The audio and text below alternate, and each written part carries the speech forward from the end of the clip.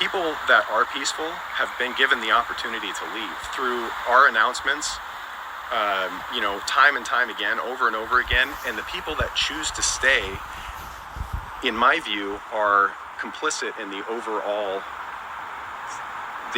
action that's happening. I see people. You see videos of people with their hands up getting knocked over by police.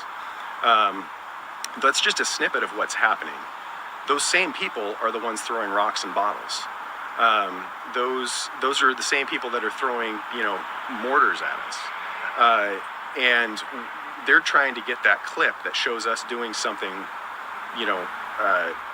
wrong, illegal, brutal, something that looks brutal. But I do have to push back on that in the sense that you said the people that are being pushed, the people that are seen in those short videos are the ones throwing rocks, bottles, munitions, when we know journalists have been pushed. Journalists have been challenged physically, and we are absolutely not the ones. Sure. And not to say that we're at all more important than anyone else who is out there, but that's a very tangible, obvious example that that's not true. Okay. And people might look at that and say, police have said, well, they're throwing rocks and bottles, therefore we've used force as well. They're not the same, though. You all signed up for a job where you uphold the law. And we're all expected to follow it. You're expected to uphold it. So when you say the people that are at the receiving end of physical force are the ones that are launching these projectiles at us, on multiple occasions, we know that hasn't been true. So that it can't be a blanket truth that's applied to the logic of this. Okay. Well, I mean, in that case, I will, concede that sometimes people get caught in the middle.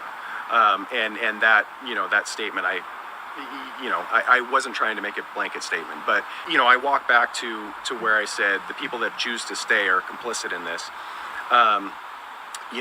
That's partially, I mean, the fact that they're choosing to stay, even though they may be peaceful in and of themselves, those might be some of the people that, well, maybe they're not the ones that are actually throwing the objects and they've got their hands up, they get pushed.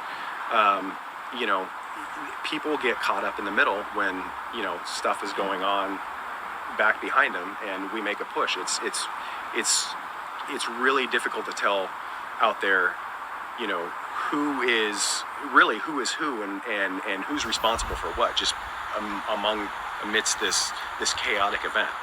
Valid. I don't think I'd be able to tell.